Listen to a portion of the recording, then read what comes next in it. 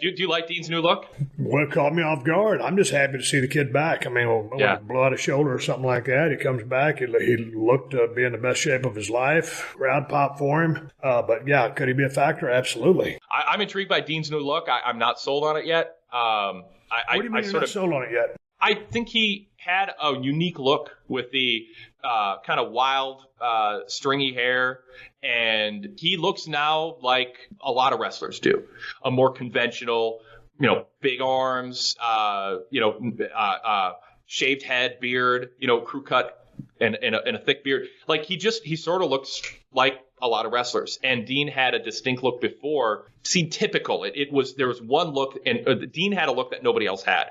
So I'm I'm not saying I'm like for sure against it. I just want to see him cut a promo, and I want to see some close-ups, and I want to see how I'm just not used to it. It's like you see a friend and they shave their beard, and you're like, I'm not sure about that yet. Or they grow a beard. That's how I am with Dean. I'm like, I kind of miss the old Dean. That said, it serves a purpose because Dean had been kind of zany and wacky and maybe upper mid-card in certain ways. And I am back in the Shield days. Dean was the guy that I thought, was going to be the moneymaker for years. Like, and so if this gets him back into that mode, either as a face or a heel, people will be looking for a heel turn. Doesn't mean it happens.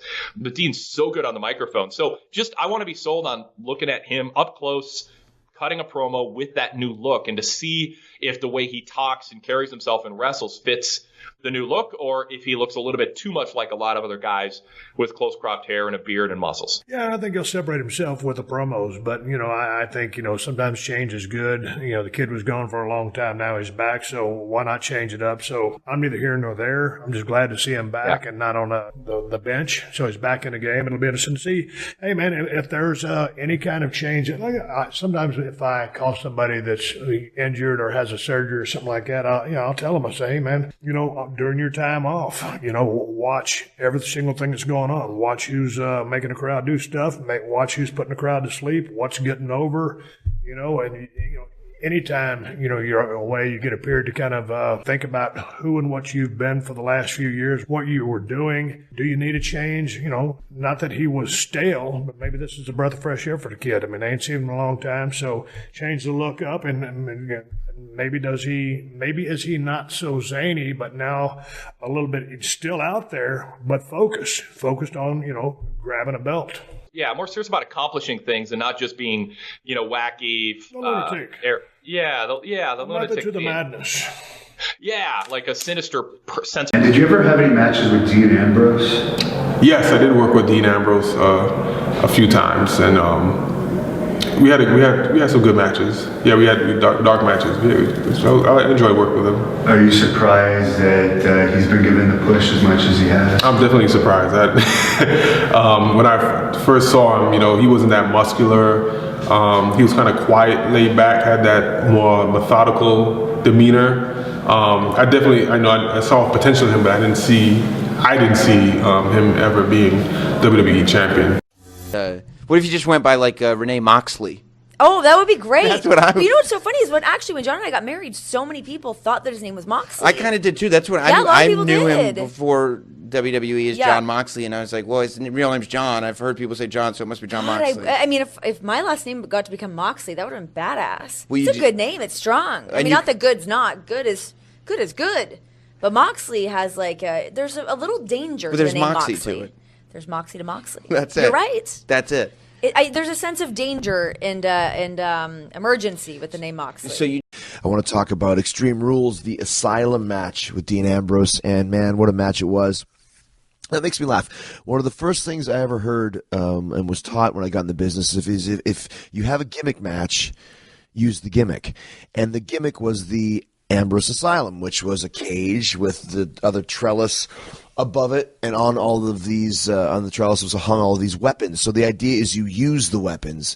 And I enjoyed the match. I think it was put together so well. We started with the mop, kind of a jokey idea, which of course came straight from Vince McMahon. I had them put a bunch of coffee and dirt in that as if he had just mopped a dirty bathroom with it and shove it in my face and that sort of thing. Then we moved to the nunchucks and the 2x4 wrapped in barbed wire, which to me was hilarious because Ambrose really can do nunchucks.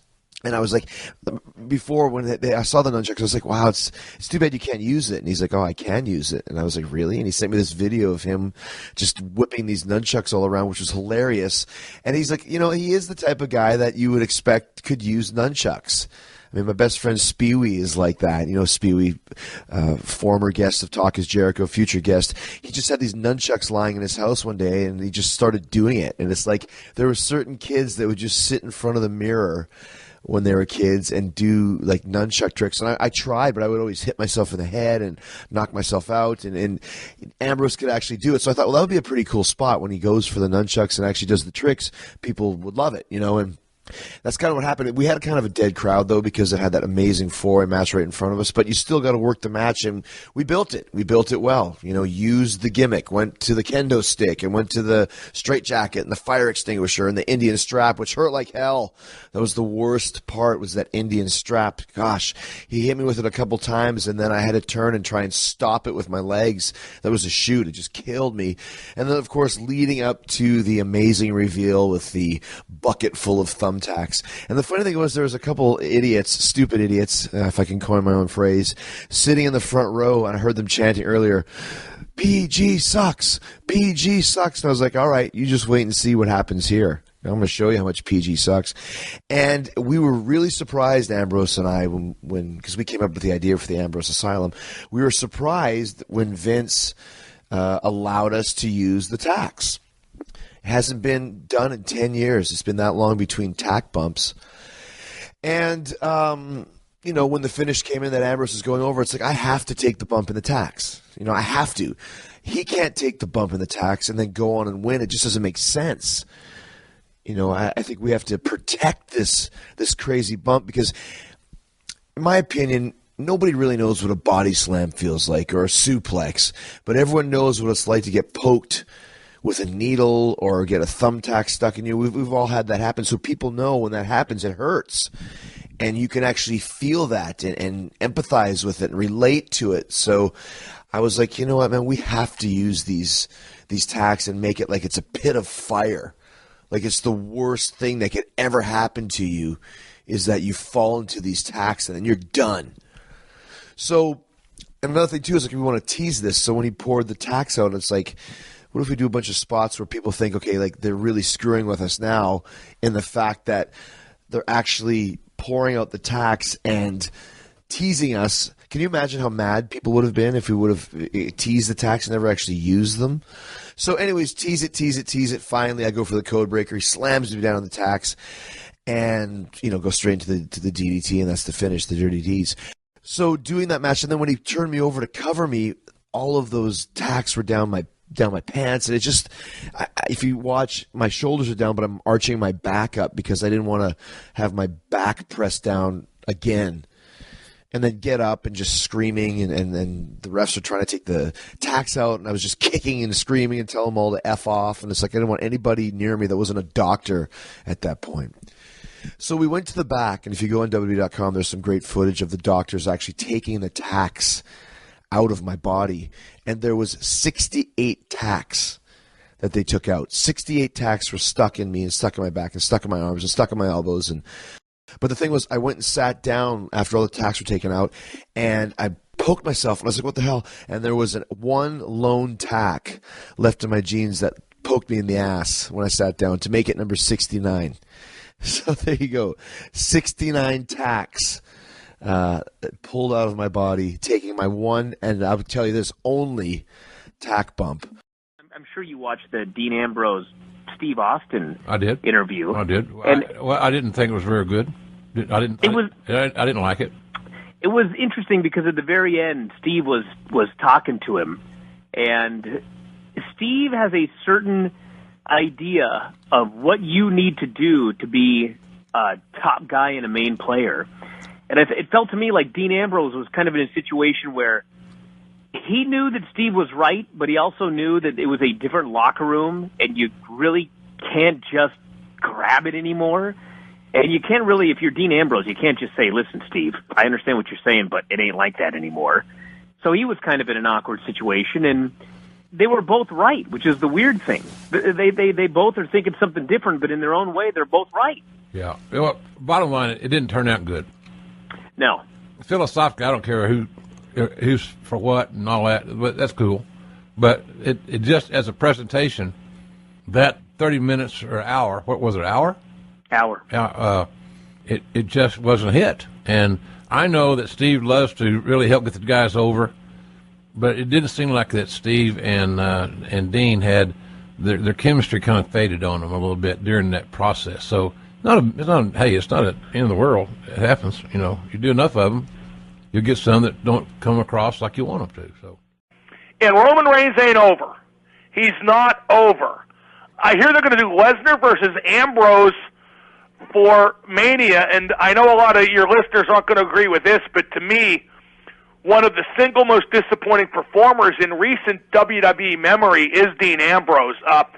There are some guys like Ziggler and Cesaro who haven't been used just right, and that's the explanation for them not being over. Ambrose is over to a degree, but I just don't like where they've taken this character, and I think there's gaping holes in his work. Well, what is his character? Well, he's the crazy guy, but he's not really crazy. He's the goofy crazy guy, and goofy crazy ain't over. Brian Pillman crazy gets over. Terry Funk crazy gets over. Network sitcom crazy, that's what Dean Ambrose is, and it ain't over. There are X amount of the smart marks that go goofy for the guy. But, Jerry, let me tell you the one thing I can't stand about him. And this is a peeve that I won't get over till he corrects it. And it especially makes him a bad opponent for Brock Lesnar at WrestleMania, which appears to be where they're headed. Mm-hmm. Dean Ambrose can't throw a believable punch. How can you be in main events in WWE and not throw a believable punch? How can you not have solved that part of your arsenal, especially when it's been oft criticized? The guy throws the weakest punches in the business.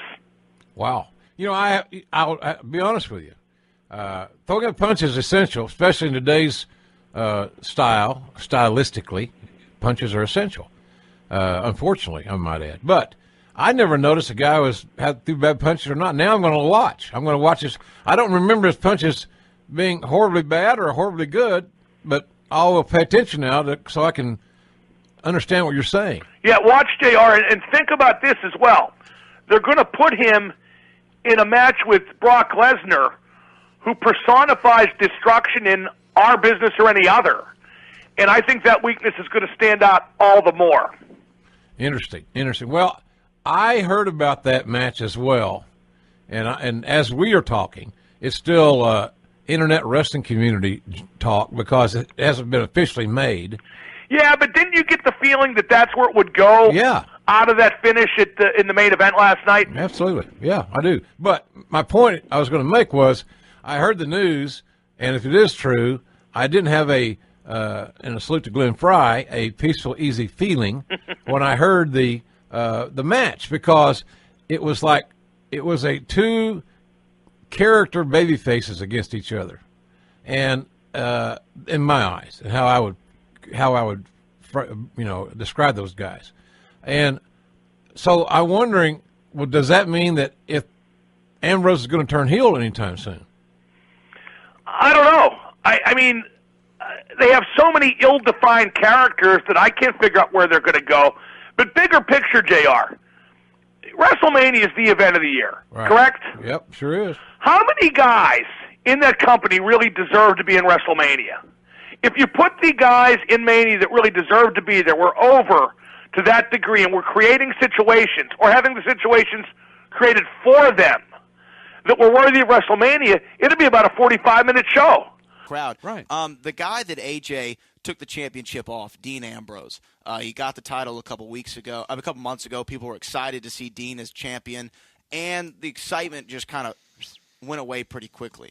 What do you think about Dean Ambrose's run as the WWE champion and him as a competitor in general? Because I've been critical about it. I think he's a hell of a competitor. I just think that he may be a little bit better as a heel. And Dean is one of those guys that has to have the right opponent.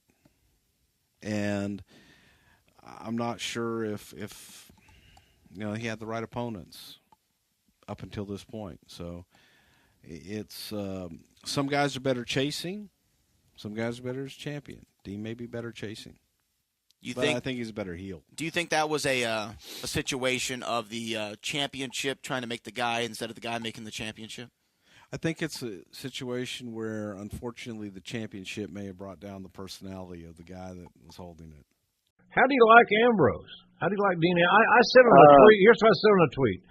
It's not preconditioning because nobody can precondition you. You have your mind made up, and I don't have a problem with that. I may not agree with you, but that's all right. I don't agree with my wife either, but sometimes I don't. I even have the balls to let her know I don't agree with her.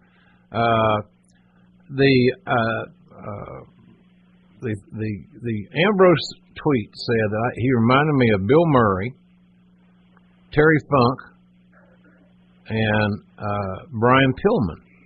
And then somebody suggested I should throw a little bit of Roddy Piper in there. I can't really, I don't know. But he's unique. He's a unique character, is what I'm saying, I guess. He's got a lot of unique elements. And to say a wrestler reminds you of Bill Murray, to some people, that's going to be an insult. It's not meant to be. I find Bill Murray, I don't know about you, to be one of the more entertaining actors still working. Yeah, JR, they're not giving him anything. Dean Ambrose goes to the ring. He tries so hard. He's working with everything that he's got. I loved his celebration victory yesterday. That was all him improvising. He's trying to work with everything he's got, but at the end of the day, you've got to give these guys material. They need character. Like, Dean Ambrose, he's supposed to be the lunatic fringe. Okay, so what have they told us about him that makes him a lunatic? When you saw Pillman, you believed Brian Pillman was missing a few loose screws, but JR, if you remember, Pillman broke into Austin's house with a gun. There was stories backing up why this guy had mental problems. Since they don't give Ambrose those stories, he's got to make funny faces in the ring, and he's trying too hard to get over the fact that I'm the lunatic fringe, when the problem is creative isn't giving him any meat on the bone. I'm watching Raw right now, JR. The second match of the night is Dolph Ziggler and Dean Ambrose. So they've put Ambrose out there again just to wrestle a match. No story, no character development, nothing. That's only going to take you so far, and that's not on the talent. That's on creative. Yeah, you're right about that. It certainly is. Because Ambrose seems to have some instincts. I guess that was kind of my synopsis, is that guys like Bill Murray can be a very unique character, depending on what it's called for.